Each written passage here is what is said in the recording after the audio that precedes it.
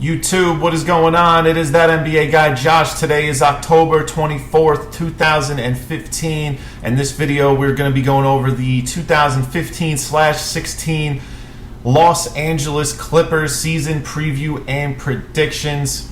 Let's get right into it. Now, the Clippers last year, they had, they went to the West semifinals. They were beaten by Houston. If you guys remember that series, they were up 3-1, I believe, and the Houston just came back and smoked them and went on to the Western Conference Finals, which they were eventually beaten by the Golden State Warriors, who went on to win the NBA championship.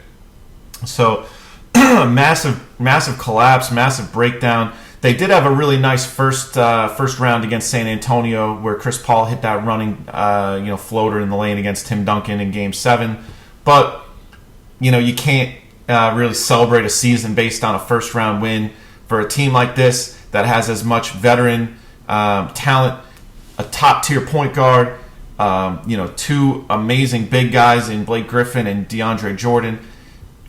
A championship is what you strive for. You're not looking for just a second round exit, especially a disaster that was their second round exit, being up 3-1 and getting smoked in the next 4 games. So, or next 3 games rather. So, let's get right into the season predictions and preview and see what's going on with them.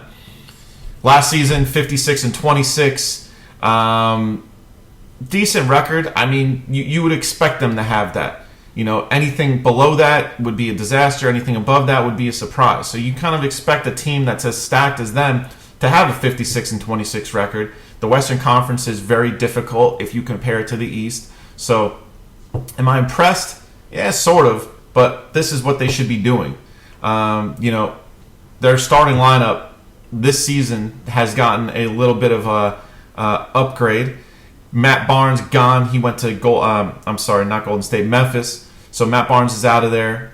I don't know if you can take that as a good thing or a bad thing. I'm sure Doc Rivers is happy because Matt Barnes is not exactly the most coachable guy on the face of the earth. But let's look at their starting 5. You got Chris Paul, top-tier point guard. You can make a very big argument for him to be the best point guard in the NBA right now. Again, you can make an argument. Steph Curry, Russell Westbrook, a couple other guys, Kyrie Irving. You could put them in that number 1 slot. But right now, Chris Paul, he's kind of had that title for the last 3 to 4 years, maybe even longer than that. So we're just going to say arguably the best point guard in the NBA. He's going to be a point guard. A shooting guard, you got J.J. Redick, amazing three-point shooter, great team guy. He just kind of fits in. He's a locker room guy. You need guys like that on the roster, especially with as many egos as you got on this team. Now, the addition is going to be Paul Pierce. Paul Pierce came over from Washington. I'm really surprised that Washington let him go and didn't make more of a push because he was kind of bringing that leadership and veteran older brother role to John Wall and Bradley Beal. But he's with the Clippers. He's reunited with Doc Rivers, and he's reunited with his hometown of Los Angeles. So he's going to be your small forward. You got Blake Griffin, obviously, at the power forward position, and Deandre Jordan, which I made a couple other videos on how he left and came back, and there was a controversy. And at the end of the day, we're right here, and he's still the center for the Los Angeles Clippers. If they didn't get him back, they would not even be mentioned as a title contender this year because they would have the biggest empty gap in the history of the NBA going from one season to the next. So DeAndre Jordan is back in Tinseltown, and I think he's going to definitely flourish there if he can get his free throw shooting up, that is. Now, a couple off-season losses. Obviously, we went over Matt Barnes. He's off to Memphis. They lost Spencer Hawes and Reggie Bullock. Matt Barnes is really the only one that you need to mention there. Spencer Hawes, Reggie Bullock, two guys, decent NBA players, not really beneficial to this team. Now, they did make a lot of nice additions. Obviously, we went over Paul Pierce. They also added Lance Stephenson. Is he going to be the Lance Stephenson from Indiana, or is he going to be the Lance Stephenson from Charlotte? I sure hope it's not the one from Charlotte that played last year, because he took about 10 steps back. Everyone thought he was going to go to Charlotte and be the star of that team and blossom and become an all-star and be mentioned with all the the great players that the Eastern Conference has in the small forward position. Didn't happen. It should have happened, but it didn't happen. So they got Paul Pierce, Lance Stephenson. Hopefully he blossoms and there'll be a nice addition to the team. They picked up Josh Smith. Great energy. If he can kind of keep his head under control and not be a wild player taking shots that are unwarranted, I think he's going to be a nice addition. They got Wes Johnson from the Lakers. Again, don't take any stupid shots. Be a team guy, and you could be a nice addition to the team. They got Pablo Prigioni. I can't say enough good things about Pablo. I loved him when he played for the Knicks. I thought he was a great addition to the Houston Rockets last year. There's a good reason why they went to the Western Conference Finals. He's going to be more of a leadership guy, not really an on-court addition, but leading that second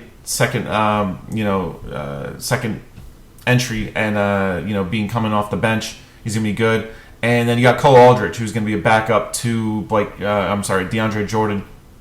He'll be I don't want to say solid, but he's a decent guy to have as a backup center. So just taking a look here, you got a lot of roster additions.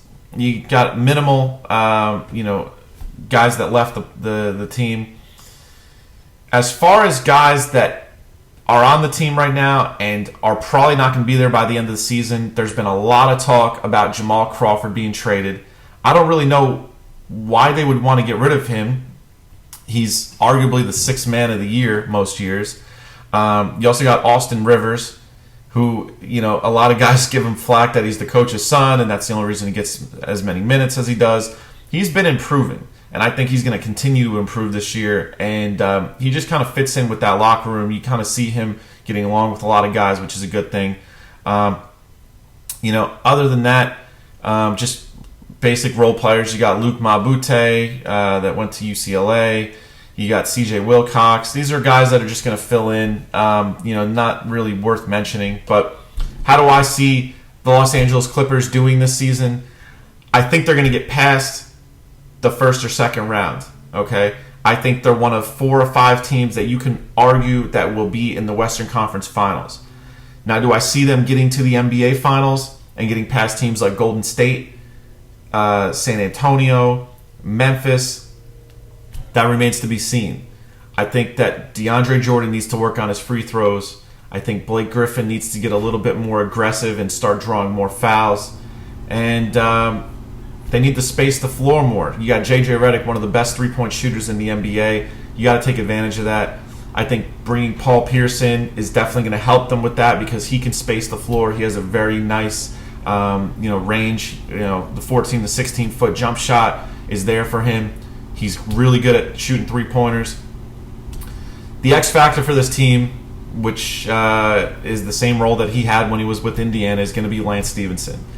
Is it going to be the Lance Stephenson that we saw 2 years ago? Is it going to be the Lance Stephenson from last season when he played for Charlotte?